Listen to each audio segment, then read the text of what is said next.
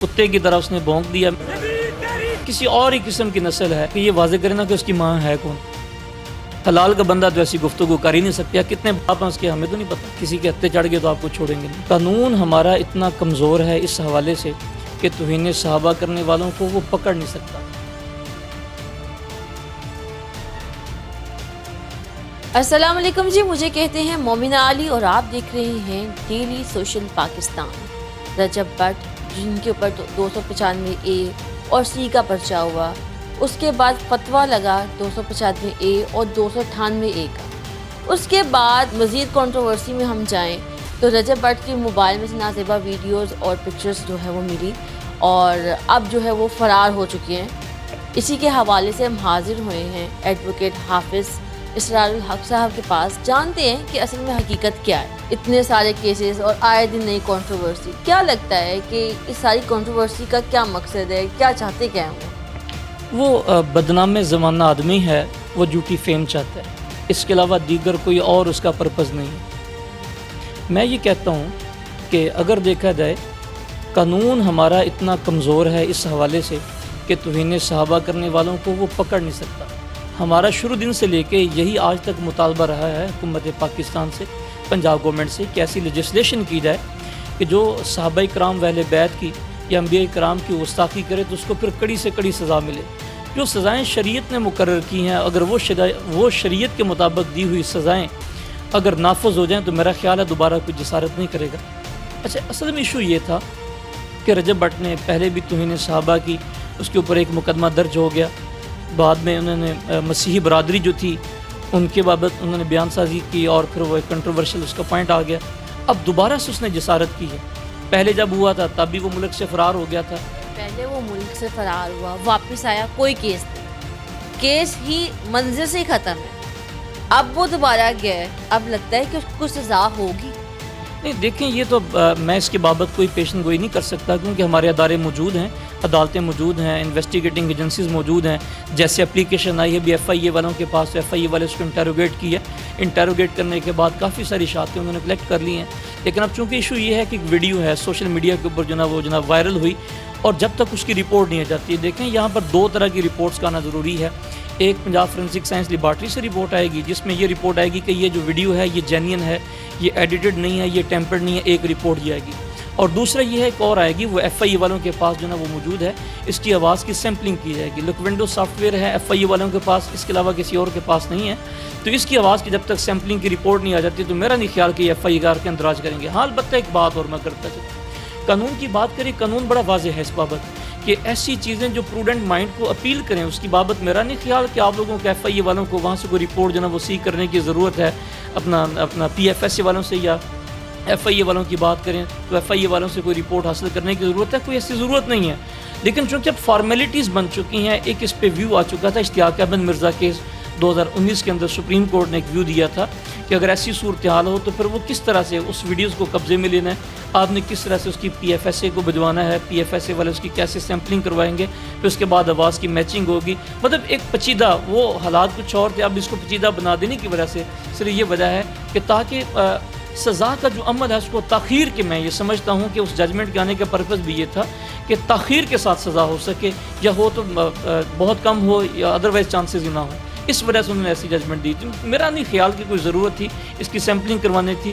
جب وہ ڈاکومنٹ آ گیا، اپلیکیشن آ گئی، اس کے اوپر فارمل ایک انکوائری ہوتی، اس انکوائری کے ہو جانے کے بعد FIR کے اندراج ہو جانا چاہیے تھا، جو کہ ابھی تک اندراج نہیں ہوا. سر لیکن ایسا دیکھنے میں اور آتا ہے کہ رجب بٹ پہ آج تک جتنے بھی کیسز ہوئے ہیں وہ ان سے فرار ہوئے ہیں. یہ لاسٹ ان کے اوپر جو کیس ہوا وہ ہوتے ساتھ ہی یہ ملک سے غائب ہو گئے اور ابھی بھی یہ ملک سے غائب ہو گئے ہیں. اس کی کیا وجہ ہے؟ جو بزدل آدمی ہے وہ تو کبھی بھی فیس نہیں کرتا.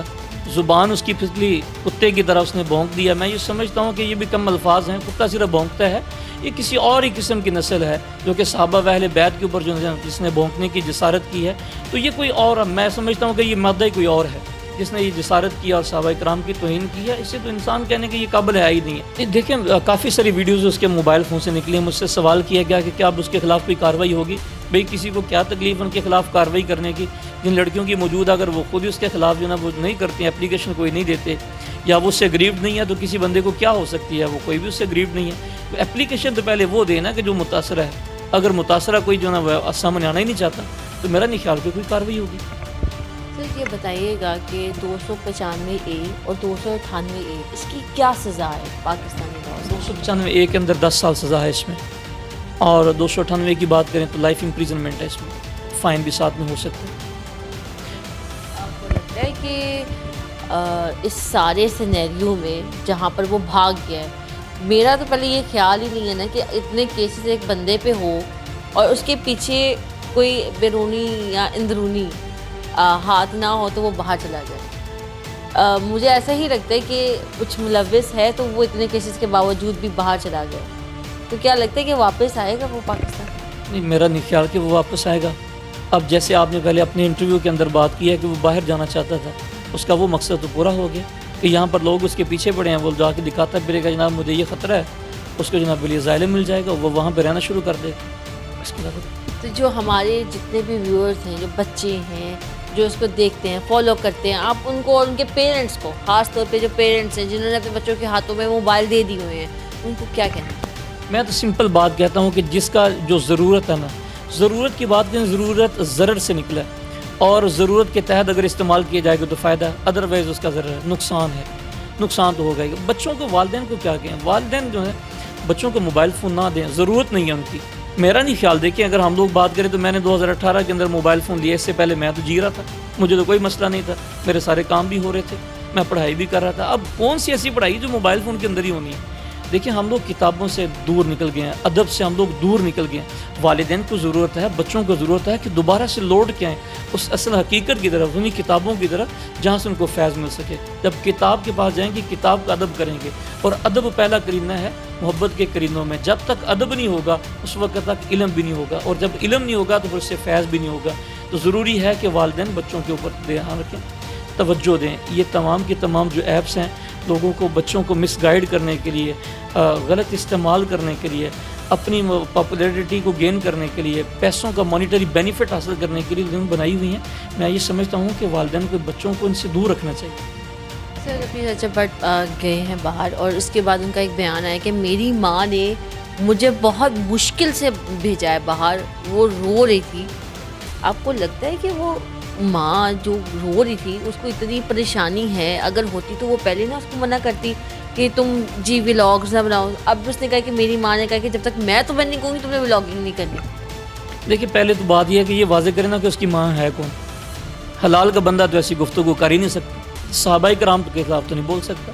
اس کا پتہ نہیں کس نے, کون سی ماں نے اسے کہہ دیا, یہ کتنی مائیں ہیں اس کی یا کتنے باپ ہیں اس کے, ہمیں تو نہیں پتہ. یہ وہی بتا سکتا ہے, ہمیں تو اس کا علم نہیں. تو سر رجب بٹ کو آپ جاتے جاتے کیا کہنا چاہیں گے؟ میں یہ کہتا ہوں کہ انسان کا بندہ بنے, ورنہ یہاں پر بہت سادات کشیدہ ہیں, کسی کے ہتھے چڑھ گئے تو آپ کو چھوڑیں گے نہیں. جی تو ہمارے ساتھ موجود تھے ایڈوکیٹ حافظ اسرار الحق صاحب. اسی کے ساتھ اپنی ہوسٹ مومنہ علی کو دیجیے اجازت, پھر ملیں گے نیکسٹ پروگرام کے ساتھ. اللہ نگہبان. ناظرین گرامی, قبل آپ سے ایک گزارش ہے کہ ہمارے چینل کو سبسکرائب کر لیں.